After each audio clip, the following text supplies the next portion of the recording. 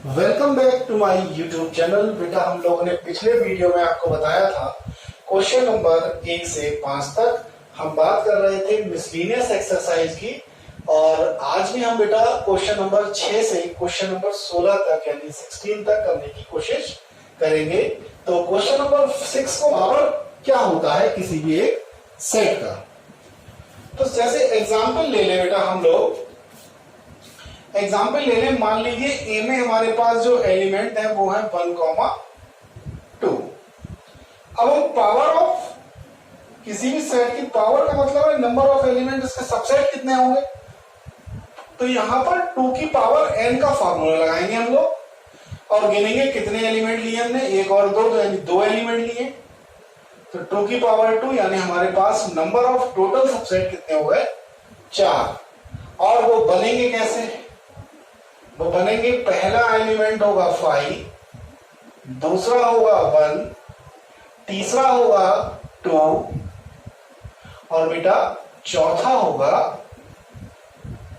1, 2।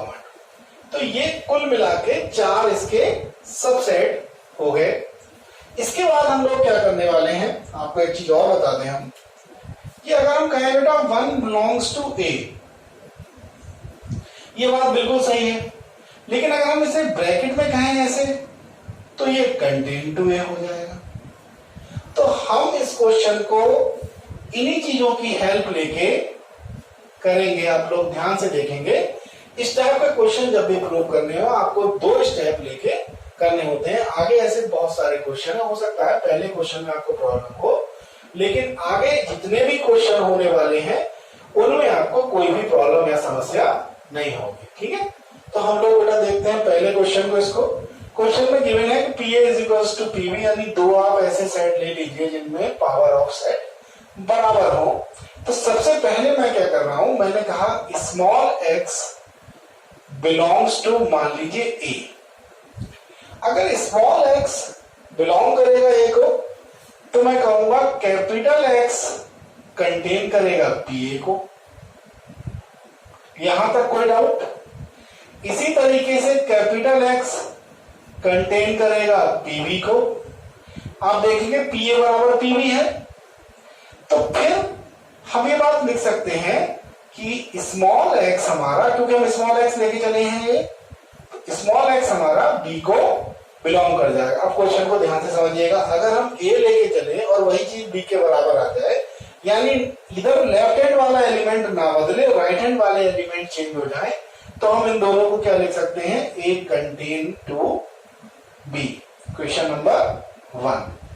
अब आप देखिए इसी तरीके से मैं इसका सेकंड पार्ट ले रहा हूं।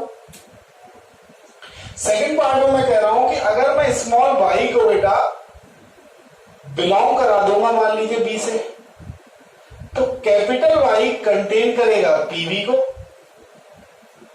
यहां तक कोई डाउट। और PA किसके बराबर है, PB के बराबर है बेटा, तो वो कैपिटल Y कंटेन करेगा PB को। इसका मतलब स्मॉल y बिलोंग करेगा B को।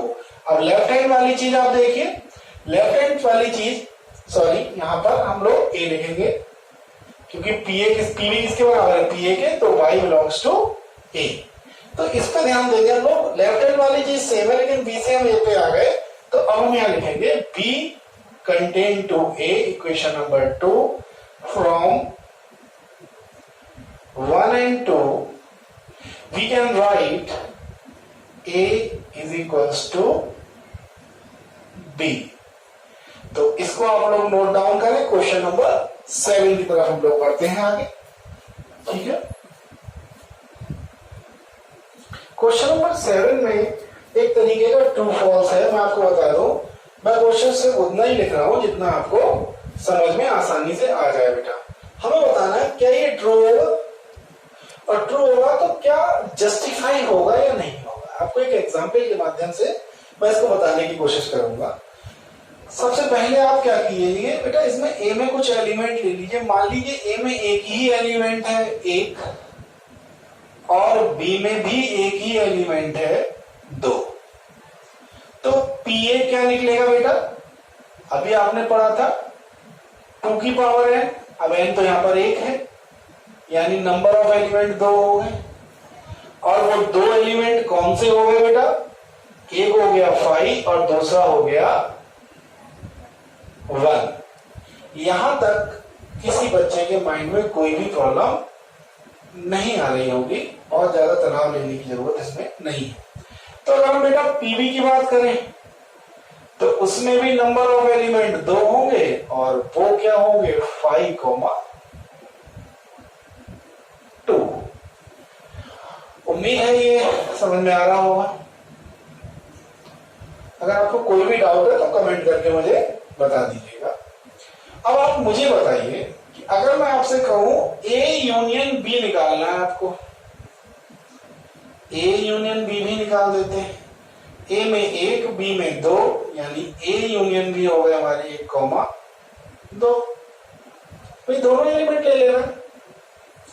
इसके बाद अगर हम पावर की बात करें तो P यानी power of A union B, तो हमारे पास 2 की पावर 2 यानी 4 एलिमेंट हो गए। और 4 एलिमेंट क्या होंगे 5, 1, 2, 1,2 4 एलिमेंट हो गए। अब आप मुझे ये बताओ कि अगर मैं पीए और पीबी का यूनियन लूं, यानी मैं इन दोनों का यूनियन लूं, वो मैं करने जा रहा हूं। मैंने कहा पीए यूनियन पीबी, ध्यान दीजिएगा आपको, इन दोनों का यूनियन।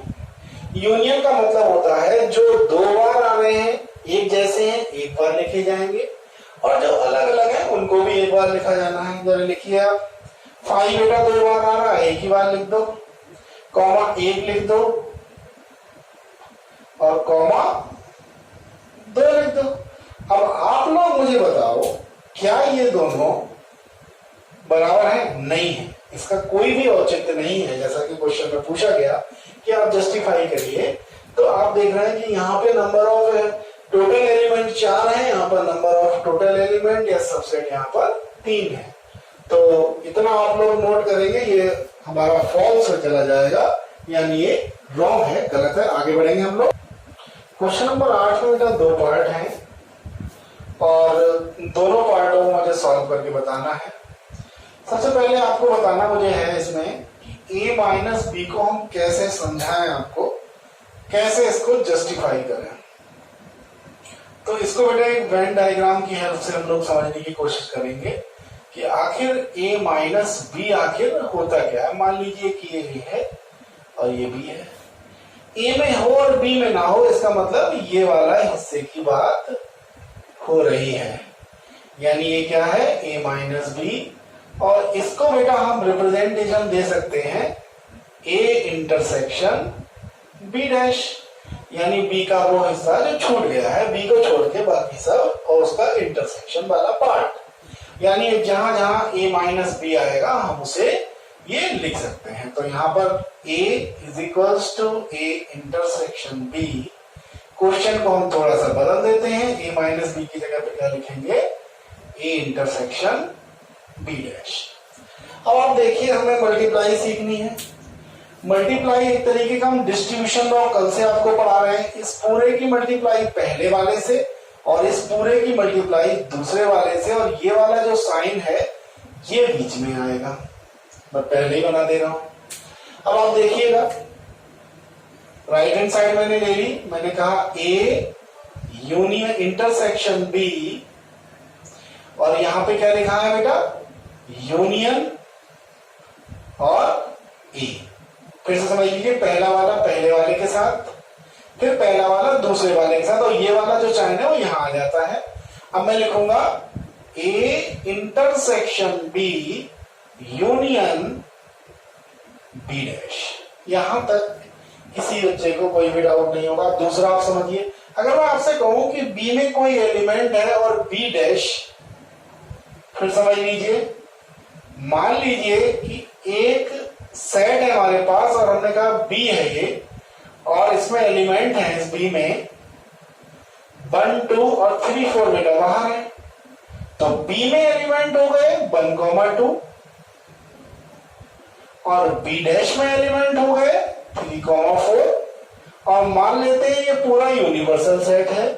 तो बेटा यूनिवर्सल सेट में तो 1 2 3 4 चार हो गए ना, तो इसका मतलब अगर मैं इन दोनों का यूनियन ले लूं बी यूनियन बी डैश तो वो यू के बराबर आ जाएगा।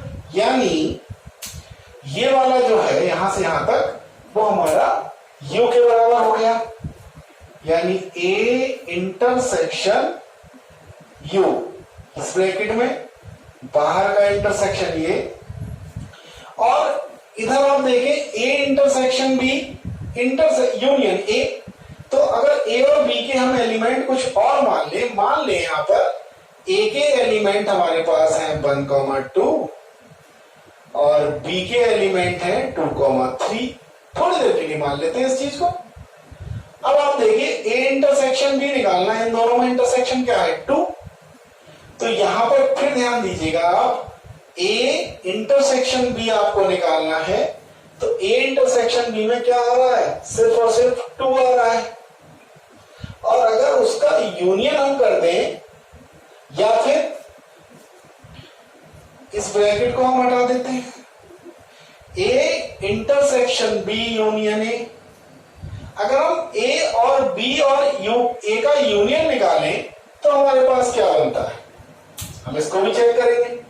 तो हमारे पास ओवरऑल कंडीशन के हिसाब से अगर हम देखें तो इन दोनों में तो इंटरसेक्शन, इन दोनों का इंटरसेक्शन क्या आया, हमारे पास 2 आया। और फिर हम पहले फिर देखिए इन दोनों का क्या आया बेटा, ए इंटरसेक्शन भी क्या आया 2 आ गया। और फिर से यूनियन किसके साथ करना है, 1, 2 के साथ। तो इन दोनों का क्या आएगा यूनियन 1, 2 और 1, 2 का मतलब क्या ए, यानी इस पूरे की जगह पे मैं क्या लिख सकता हूं, इस पूरे की जगह पे मैं ए लिख सकता हूं। अब फिर से देख दिया, अगर मेरे पास ए इंटरसेक्शन यू है, अब ए और इंटरसेक्शन करना है यू के साथ, मतलब समझिए अगर मैं ये कहूं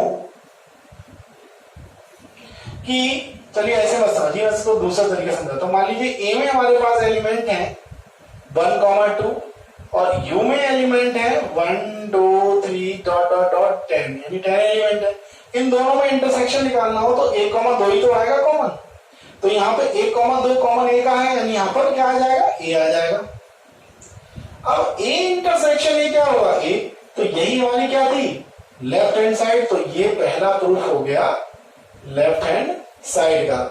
उम्मीद है दूसरा प्रूफ आप खुद कर लेंगे, और अगर खुद नहीं होता है तो आप मुझे कमेंट जरूर करेंगे। चलिए मैं ही कर देता हूं, इसको मैं ही कर देता हूं, थोड़ा सा टफ है आप लोगों के लिए। चलिए हम ले लेते हैं एलएचएस। एलएचएस क्या है, A union B minus A union, अब बी माइनस ए मैंने भी बताया, बी इंटरसेक्शन ए डैश। अब हम लोग डिस्ट्रीब्यूशन लॉ लगाएंगे, पहला इसके साथ दूसरा इसके साथ, बीच वाला साइन पहले लगा लो, यानी ए यूनियन बी इंटरसेक्शन आ गया ए यूनियन ए डैश। कोई डाउट? अब देखिए, अगर मैं ए डैश और ए का यूनियन करूं तो मेरे पास यू आएगा ना, अभी मैंने बताया था। तो ए डैश और ए का मैं यूनियन करूं तो मेरे पास यू यानी यूनिवर्सल सेट बन जाएगा, यानी उसको छोड़ के भी वो भी, और इधर क्या है ए यूनियन बी। अब बताओ ये तो बहुत बड़ा होगा ना, ये बड़ा है और ये छोटा है, तो छोटे में से बड़े का जब इंटरसेक्शन होता है तो कौन बचता है, छोटा। तो यही हमारा क्या है आरएचएस। तो ये थोड़े से मुश्किल सवाल है, अगर आपको प्रॉब्लम है तो मैं इसको दोबारा भी समझा दूंगा, फिलहाल आप इसको नोट करें। ये भी बहुत आसान क्वेश्चन है 9th का, कह रहा है हेल्प करिए, प्रॉपर्टी की हेल्प से बताइए कि ये ए होगा। चलिए करते हैं डिस्ट्रीब्यूशन लॉ, पहला लगाते हैं, पहले का solution A union A intersection B. सबसे पहला काम आप क्या करेंगे, ए यूनियन, ये वाली चीज तो बीच में आनी है, यानी पहले इससे फिर दूसरे इससे, तो A union A intersection A union B. ठीक, अब आपको सोचिए ए यूनियन ए, यानी खुद ही का यूनियन करेंगे तो ए आ जाएगा, intersection A union B, A union B और ए कौन बड़ा होगा, बड़ा तो ये होगा ना भाई, इसमें ए भी है बी भी, उन दोनों का यूनियन, कुछ तो एलिमेंट आएंगे, लेकिन ए में छोटा होगा ए नहीं छोटा, और इंटरसेक्शन में छोटा वाला लिया जाता है यानी ये, और ये प्रूफ हो गया। आप इसको नोट करें, सेकंड वाला आप खुद कर लेंगे। ऐसे ही आगे बढ़ेंगे हम लोग। क्वेश्चन नंबर 10 मैंने लिख दिया यहां पर बोर्ड पे, और तो क्वेश्चन नंबर 10 के लिए आप लोग तैयार रहें। बोर्ड पर मैंने लिख दिया है, इसमें लिखा बेटा शो करना है ये, तब ये बराबर होगा। तो ये निश्चित रूप से उसने कहा क्या इसका औचित्य है ए बराबर सी का या नहीं है। तो आप लोग देखेंगे ए इंटरसेक्शन बी बराबर ए इंटरसेक्शन सी।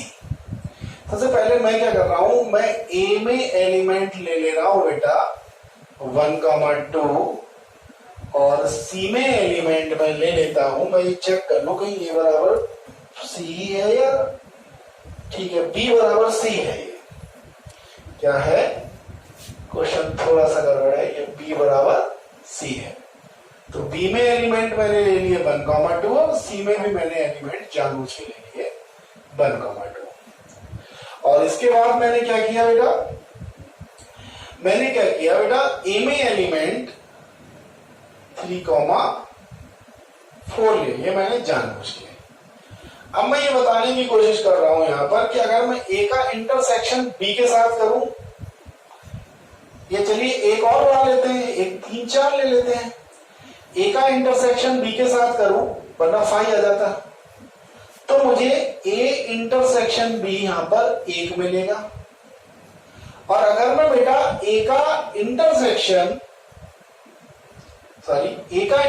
में सी के साथ करूं तो मुझे क्या मिलेगा, तब भी मुझे 1 ही मिलेगा। तो आपने देखा कि अगर ये बराबर मैं लूंगा तो इसका औचित्य है, लेकिन हर केस में नहीं है। तो इसको आप नोट करेंगे। आगे बढ़ेंगे हम लोग। क्वेश्चन नंबर 11 मैंने बोर्ड पर लिख दिया है, इफ ए या let A and B are 2 sets for any X, A intersection x is equals to B intersection x is equals to 5 and A union x B union x दोनों equal होंगे, तब हमें prove करना है A बराबर B। हम उल्टा लेके चल रहे हैं। मान लेते हैं A सेट हमारे पास है 1,2 और B सेट भी हमारे पास है 1,2 और हमने x में ले लिया है 3,5। चलिए ए का इंटरसेक्शन एक्स से निकालते हैं। बेटा इन दोनों में कोई भी कॉमन है नहीं है 5। बी का इंटरसेक्शन एक्स से निकालते हैं, इन दोनों में कोई कॉमन नहीं है 5। तो पहली चीज हमारी फुलफिल होती है। अब मैं बेटा यूनियन निकालूंगा, ए यूनियन एक्स, यानी जब इन दोनों में मैं यूनियन निकालूंगा तो 1 2 3 5 और बी यूनियन एक्स जब मैं निकालूंगा तो 1 2 3 5, यानी हर हालत में दोनों बराबर है और ये हमारा प्रूफ हो जाता है। इसको आप नोट करेंगे। आगे बढ़ेंगे। इसके बाद हम लोग क्वेश्चन नंबर 12 मैंने बोर्ड पर लिख दिया है। कह रहे हैं इस टाइप के आप समझ बताइए एबीसी कि अगर ए का इंटरसेक्शन बी के साथ, बी का इंटरसेक्शन सी के साथ और ए का इंटरसेक्शन सी के साथ कर दें और ये नॉन एम्प्टी सेट हो, यानी कोई ना कोई कॉमन एलिमेंट इनमें जरूर पाए। ए में एलिमेंट ले लेते हैं, आपको बता दें फाइंड एबीसी हमें पता करने हैं, जिसमें ए और बी का इंटरसेक्शन, बी और सी का इंटरसेक्शन, सी और ए का इंटरसेक्शन जो निकालना है उसमें कुछ ना कुछ कॉमन आ जाए, ये हमें बताना है। और इनके तीनों अगर इंटरसेक्शन निकाले तो कुछ भी कॉमन ना आए, तो हम जानबूझ के लेंगे 1,2 और बी में ले लेते हैं 2,3 और सी में ले लेते हैं 1,5। ठीक है। अब आप देखिए अगर आप ए का इंटरसेक्शन बी से करने चले जाएं तो आपके पास इन दोनों में 2 कॉमन है। बी का इंटरसेक्शन सी से करने चले जाएं तो यहां पर मैं 3 कर देता हूं, तो बी का इंटरसेक्शन आप जब सी से करने जाएं तो आपके पास 3 कॉमन है, आपको कॉमन रखना है, ऐसा एग्जाम्पल लेना है। सी का इंटरसेक्शन ए में करने चले जाएं तो आपके पास 1 कॉमन है। अब आप मुझे बताओ कि अगर इन तीनों का इंटरसेक्शन करना हो, यानी ए का इंटरसेक्शन बी के साथ और बी का इंटरसेक्शन सी के साथ, तो क्या 2 और 3 में कुछ भी कॉमन है? तो कुछ भी कॉमन नहीं है, तो A intersection B intersection C is equals to 5। इसको आप लोग नोट करें, आगे बढ़ेंगे हम लोग। अब बेटा आगे के जो क्वेश्चन है वो वेन डायग्राम से हम लोग करेंगे। क्वेश्चन नंबर 13 पहले नंबर पे आता है और वेन डायग्राम में बनाता हूं आप लोगों को, उसी को समझा देता हूं। मैं क्वेश्चन नहीं लिख रहा हूं, आपको अच्छे से समझ में आएगा। क्वेश्चन है कि किसी स्कूल में, कोई भी स्कूल है और उसमें टोटल स्टूडेंट है 600, यानी 600 टोटल स्टूडेंट है, और विद्यार्थी और जो 150 स्टूडेंट है वो चाय पीते हैं। 150 स्टूडेंट जो है वो चाय पीते हैं, ठीक है।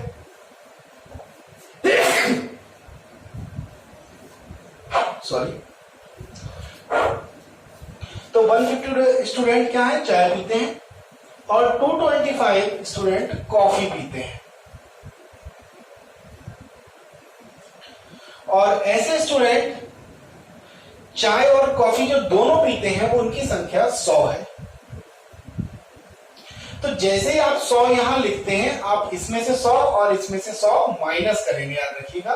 तो यहां पर कितने बचे, 50 बचे, और यहां पर कितने बचे, 125 बचे। अब क्वेश्चन में आपसे पूछा गया, क्वेश्चन में पूछा गया कि फाइंड आउट करिए आप लोग ऐसे स्टूडेंट जो ना तो चाय पीते हैं और ना ही कॉफी पीते हैं।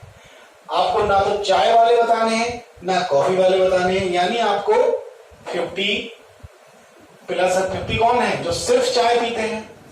कॉफी पीने वाले कितने हैं, 125 है, और दोनों वाले कितने हैं, 100। यानी ये लोग कुछ ना कुछ तो पीते हैं ना। तो टोटल कितना हो जाएगा इनका, टोटल इनका हो जाएगा 275। यानी हमसे क्या पूछा गया है, ऐसे स्टूडेंट जो कुछ भी नहीं पीते। तो जो कुछ भी नहीं पीते, ना तो चाय ना ही कॉफी, तो ऐसे स्टूडेंट हो जाएंगे 600 माइनस 275, यानी 325। इसका आंसर आ जाएगा। आप इसे नोट करें, नाइदर टी नॉर कॉफी वाला ऑप्शन है ये। क्वेश्चन नंबर 14 में बेटा हमें कहा गया है कि हमारे पास एक स्टूडेंट्स का ग्रुप है बेटा, और स्टूडेंट का जो ग्रुप है उसमें 100 स्टूडेंट ऐसे हैं जो हिंदी को जानते हैं, ठीक है, और 50 स्टूडेंट ऐसे हैं जो इंग्लिश को जानते हैं, और 25 स्टूडेंट ऐसे हैं जो दोनों को जानते हैं। तो क्वेश्चन में ये पूछा गया कि बताइए कुल कितने स्टूडेंट हमारे हैं। अब आप खुद सोचिए, 25 जब मैं यहां लिखूंगा तो यहां कितने करूंगा माइनस, 25 में माइनस कर दूंगा, तो यहां भी मैं 25 माइनस कर दूंगा, तो बचेगा कितना, 25 इधर और 75 इधर, यानी मैं इनको हटा सकता हूं। जब मैं इनको हटाऊंगा, इनको ऐड करूंगा तो कितना होगा, 50, और ये कितना हो जाएगा, 125 इसके टोटल स्टूडेंट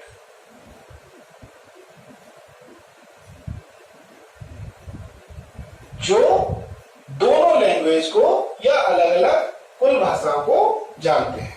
ये इसका आंसर हो जाएगा। आगे बढ़ेंगे हम लोग, अगला क्वेश्चन आगे बढ़ेंगे हम लोग। ये 3 वाला डायग्राम वाला है, वेन डायग्राम। क्वेश्चन नंबर 15 है, तो पहले मैं इसको बना देता हूं बेटा, क्योंकि ये वेन डायग्राम बनाना ही मेन काम है, उसके बाद तो सब चीजें बड़ा ही आसान हो जाती हैं। तो सबसे पहले आप लोग देखेंगे क्वेश्चन में हमारे पास 60 मतलब टोटल पर्सन है, लोग हैं, जिनमें ये पाया गया कि 25 लोग हिंदी न्यूज़पेपर पढ़ते हैं, 25, और 26 लोग जो है वो 3 न्यूज़पेपर पढ़ते हैं और 26 लोग ही आई न्यूज़पेपर पढ़ते हैं। ऐसे लोग जो दोनों पढ़ते हैं, लेकिन ऐसे क्वेश्चनों में पहले आप इन्हें ना लिखें, ऐसे क्वेश्चनों में आप उन्हें लिखें जो तीनों पढ़ते हैं। तो तीनों पढ़ने वाले यानी टी, ऐसे लोग जो तीनों पढ़ते हैं वो 3 है। उनकी संख्या कितनी है, मैं दूसरा पेन यूज कर लेता हूं, 3। तो अब हम लोग क्या करेंगे, इसके बाद हम उनको पकड़ेंगे जो दो दो पढ़ते हैं। तो सबसे पहले आपको मैं बता दूं, सबसे पहले ध्यान दीजिएगा कि 9 लोग ऐसे हैं जो एच और आई दोनों पढ़ते हैं। 9 लोग ऐसे हैं जो एच और आई दोनों पढ़ते हैं। एच ये है, आई ये है, 9 लोग करते हैं, यानी इतने पोर्शन में 9 लोग आने चाहिए। 3 पहले से आ गए, यहाँ 6 आ जाएंगे। दूसरा केस, एच और आई पढ़ने वाले 11 हैं। एच, एक सेकेंड, 9 लोग एच और आई, 11 लोग एच और टी। एच और टी 11, 3 पहले से ही आ गए तो 8 यहां आ जाएंगे। इसके बाद बेटा टी और आई, 8 लोग टी और आई, यानी 8 लोग टी और आई, 3 पहले से ही है तो 5 यहां आ जाएंगे। अब आप ध्यान दीजिएगा, यहां से क्वेश्चन अब एक वाला चलेगा, सिंगल वाला।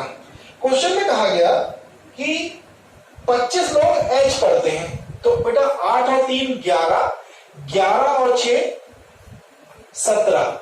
अब 17 में हम 8 जोड़ेंगे तभी तो 25 बनेंगे, यानी यहाँ पे 8 आएगा। अब आगे 25 लोग एच पढ़ने वाले। इसके बाद तो क्वेश्चन में कह रहा है हमसे 26 लोग टी पढ़ने वाले हैं। 26 लोग का मतलब 8 और 3 11, 11 और 5 16, तो यहां पर 10 आ गए, 26 हो गए। और 26 ही लोग आई पढ़ते हैं, तो 5 और 3 8 और 6 14, 14 में हम 26 करेंगे तो इसमें 12 आ जाएंगे। ठीक है। अब क्वेश्चन में 2 चीजें पूछी गई, कम से कम एक समाचार पत्र पढ़ने वालों की संख्या, कम से कम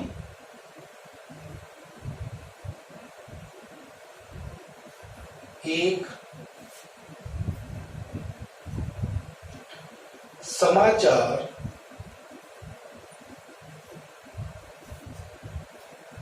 पत्र पढ़ने वालों की number of those people who read at least one newspaper, number of those people at least